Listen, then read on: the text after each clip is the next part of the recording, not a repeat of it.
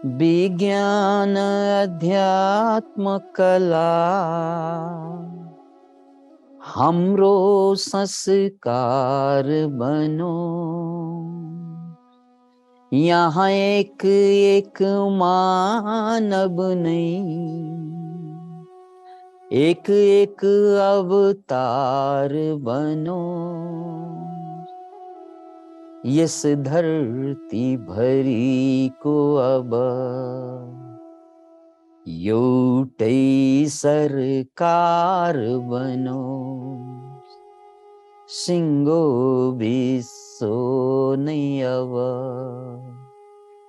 हाम्रो परिवार बनो। मनको यो क्रान्ति अब जीवन को सार बनो। सिंगो विश्व नै अब हाम्रो परिवार बनो। विज्ञान अध्यात्म कला। जसरी सृष्टि चल्नको लागि तीनवटा चार्जको प्रमुख भूमिका रहन्छ, इलेक्ट्रोन, प्रोटोन र न्यूट्रन। आध्यात्मिक रूपमा यसको आध्यात्मिक भर्सनको रूपमा ब्रह्मा, विष्णु र महेश। त्यस्तै मानव जीवनको तीनवटा घटक, तन, मन र आत्मा, जसलाई इंग्लिशमा माइन्ड, बॉडी एन्ड सोल भनिन्छ। यो तीनवटा घटक, चाहे सृष्टिको घटक गरौँ, न्यूट्रन, प्रोटोन, इलेक्ट्रोन, यो तीन घटक बिना वस्तुको अस्तित्व नै रहँदैन। त्यस्तै जीवनको अस्तित्व विज्ञान, अध्यात्म र कला, यो तीन घटकले अस्तित्वलाई सिद्ध गर्छ। किनकि हामीसँग शरीर छ, त्यसको लागि विज्ञान चाहियो। हामीसँग मन छ, त्यसलाई विज्ञानले पुग्दैन, त्यसलाई कला चाहिन्छ। कला, साहित्य। कला मनको लागि, विज्ञान तनको लागि र अध्यात्म आत्माको खुराक हो। दुर्भाग्य के हुन्छ भने मान्छेको, विज्ञान समात्ने मान्छेले त्यो विज्ञानको महिमा बाहेक अरू चीजको महिमा देख्दै देख्दैन। र यो मान्छेको मनको या चित्तको दशा के हुन्छ भने, एउटा चीज हेरिरहँदा त्यही समयमा उसले अर्को चीज देख्दैन। एउटा चीजमाथि ध्यान केन्द्रित भइरहँदा त्यही समयमा उसले अर्को चीज देख्दैन। त्यसकारण हामीले कसैलाई मन परायौं भने त्यो मान्छेको खराब पक्ष मरि नै देख्दैन। किनकि मन पराउनुको मतलब त्यसको राम्रो पक्षमाथि म केन्द्रित छु। त्यही मान्छेसँग झगडा हुन्छ कुनै दिन। किनकि प्रेमबाट यात्रा सुरु भएपछि झगडामा टुङ्गो लाग्छ। इन एन्ड याङ भनिन्छ। यो दुईवटा विपरीत कुरा जोडेर नै सृष्टि बनेको हुन्छ। त्यसकारण त्यो प्रेम भइरहँदा जुन पात्र मलाई सर्वोत्तम लाग्छ, रिस उठेपछि त्यो मान्छे खत्तम लाग्छ मलाई। अब त्यो मान्छे खत्तम हो कि उत्तम हो? म रिसाए हो खत्तम, म खुसाए म उत्तम देख्ने। अब उत्तम हो कि खत्तम हो, यो कुरा मेरो चित्त दशाले निर्धारण गर्छ। किनकि मैले कुनै चीजको पोजिटिभ कुरालाई देखिरहँदा, चाहे देशको कुरा गरौँ, भाषाको कुरा गरौँ, जातिको कुरा गरौँ, संस्कृतिको कुरा गरौँ, या धनको कुरा गरौँ, पदको कुरा गरौँ, प्रतिष्ठाको कुरा गरौँ, परिवारको कुरा गरौँ, सबै कुरा गरौँ।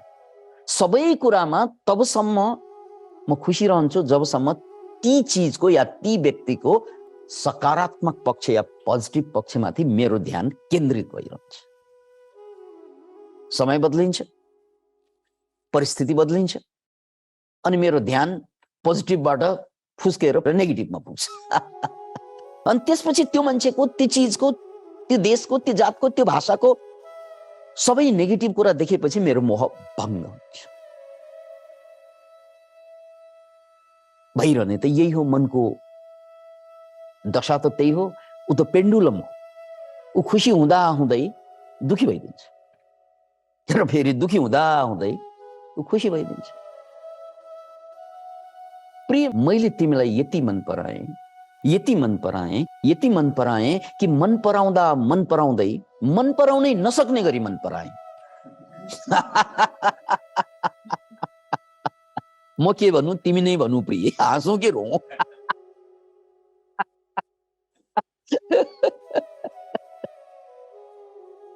त्यसैले यो मनको चाञ्चल्यता, किनकि मन स्वभावैले चञ्चल हुन्छ र यो मनलाई थामथुम पार्ने खुराक कला र साहित्य हो। मैले थामथुम नै शब्द दिएँ, यो समाधानै होइन। मैले भने विज्ञानवादीहरूले विज्ञानभन्दा माथि केही देख्दैनन्, अनि कला र साहित्यसँग जोड्यो भन्दा त्यो भन्दा माथि केही देख्दैनौ।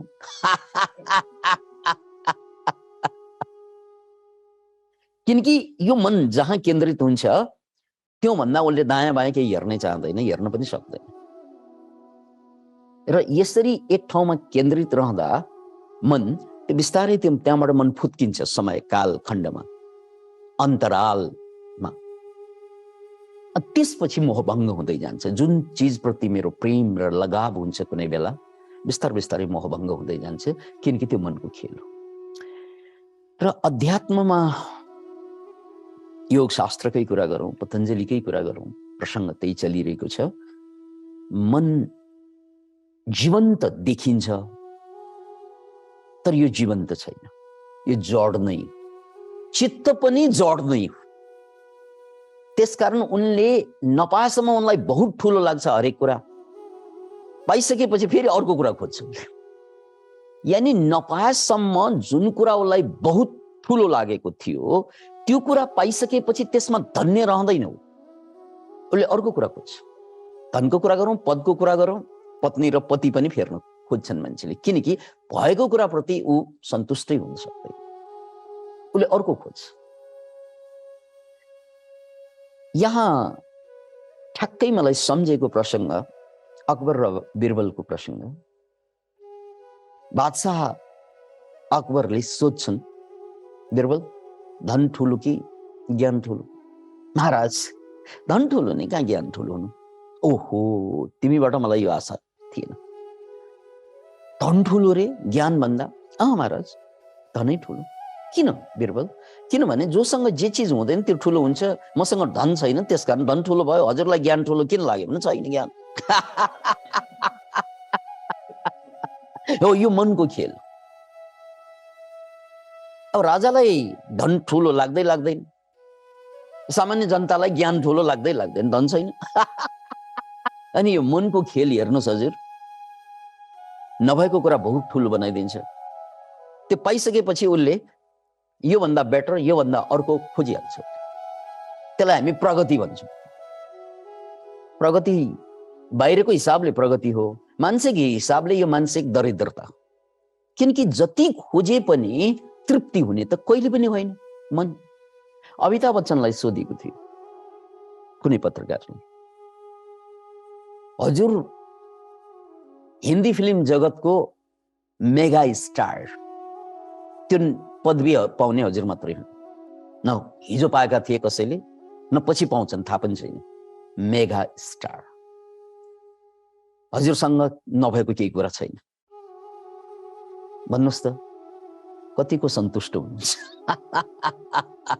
किनकि हजुरभन्दा माथि हिजो पनि कोही थिएन फिल्मी जगतमा, मेगा स्टार कसैले पाएन। सुपर स्टार भनेको राजेश खन्नाबाट सुरु भयो, हजुर सुपर स्टारलाई माफ गरेर मेगामा पुगिसक्नु भयो।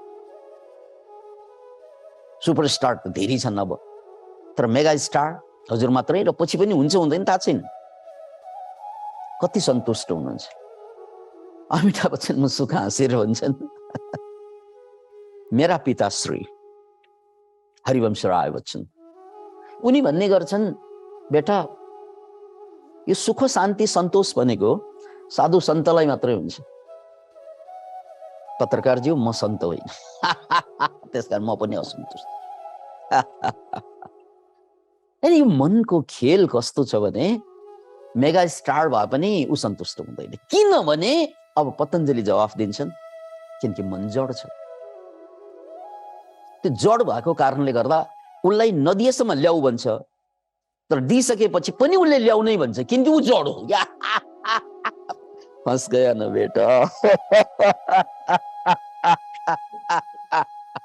नभएसम्म ल्याऊ ल्याऊ ल्याऊ भन्छ, अनि हामी चाहिँ चुकिएर उसलाई चाहिँ दिन जान्छौँ। ला भन्छ, ला भने पाइसकेपछि त ऊ खुसी हुनु पर्ने नि। उसको त ल्याऊ भन्ने बानी, फेरि ल्याऊ भन्छ उसले। ला, फेरि ल्याऊ, ला, फेरि ल्याऊ, ला, फेरि ल्याऊ, ला, कति ला, कति दिने। जति दिए पनि ऊ दुखीको दुखी हुन्छ, मेगा स्टार भए पनि फरक पर्दैन।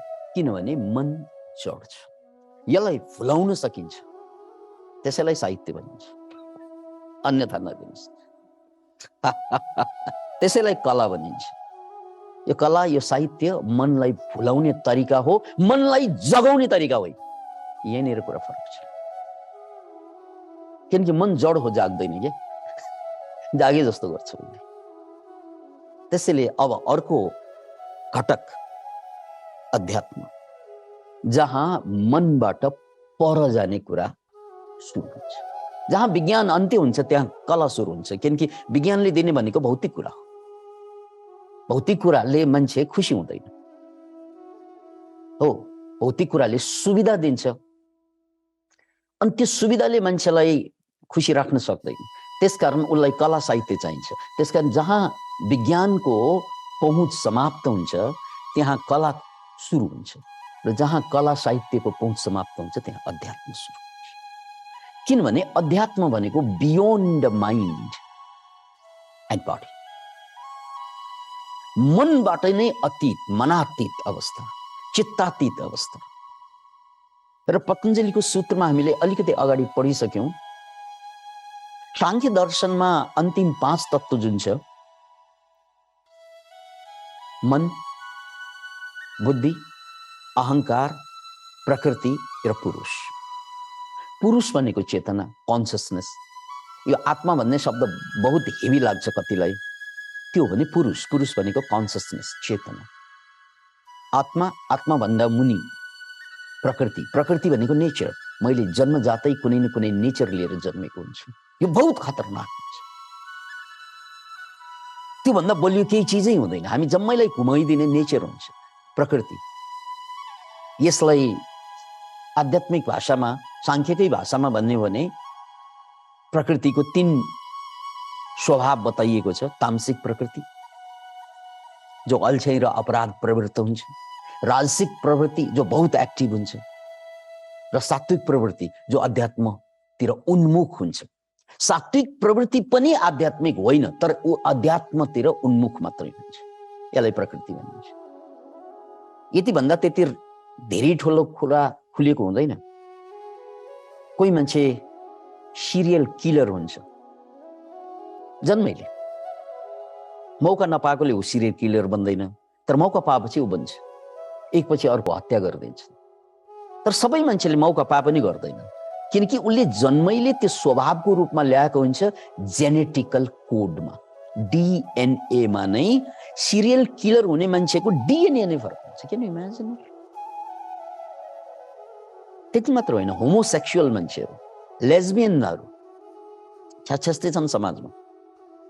कसैले त्यसलाई पोजिटिभमा लिन्छन्, कसैले नेगेटिभमा लिन्छन्। त्यस्तै रेपिस्टहरू छ्याछ्यास्ते छन् समाजमा। तर यी जम्मै कुरा सुन्दा हामीलाई नमिठो लाग्ने कुराहरू हो। यो प्रकृति हो हजुर। It's the nature. That's why you can't change. Buddha जन्मे, कृष्ण जन्मे, विज्ञान जन्मियो, कला जन्मियो, साहित्य जन्मियो, अध्यात्म जन्मियो, धेरै कुरा जन्मायो नि मान्छेले। तर मान्छेको यो प्रवृत्ति त चेन्ज भएन। जो प्रकृतिसँग जोडेर आउँछ त्यो प्रवृत्तिको रूपमा बेला बेला प्रकट हुने गर्छन्। त्यसकारण हामी सबैसँग अहिले हामी बहुत शान्त भएर सुनिरहेका छौँ, बहुत दङ्ग परेर बोलिरहेका छौँ, राइट? तर हामीभित्र प्रकृतिले खेल खेलिरहेको हुन्छ, त्यसलाई प्रकृति भनिन्छ। अनि त्यो प्रकृतिले हामीलाई कुन बेला कुन मञ्चमा उभ्याउँछ थाहा नै हुँदैन। प्रकृति स्वभाव, जसलाई हामी सामान्य भाषामा स्वभाव भन्छौँ, त्यो स्वभावभित्र हत्या पनि हुन सक्छ। मेरो स्वभाव हो त्यो। मौका नपाएर म साधु बनेर बसेको छु, मौका पाएपछि म डाकु पनि बन्न सक्छु, किनकि मैले जेनेटिकल कोडमा ल्याएको छु। मौका नपाएसम्म म बहुत उद्धारकर्ता भएर बसेको हुन्छु, मौका पाएपछि रेपिस्ट हुन सक्छु। किन भन्नाले म भित्र त्यो कोड छ भने। कति मान्छेमा त्यही कोड लिएर जन्मिन्छ, त्यसैलाई प्रकृति भनिन्छ। त्यो प्रकृति हेर्नुहोस् है, मन छ, त्यहाँभन्दा माथि बुद्धि छ, त्यहाँभन्दा माथि अहङ्कार छ, त्यहाँभन्दा माथि प्रकृति छ।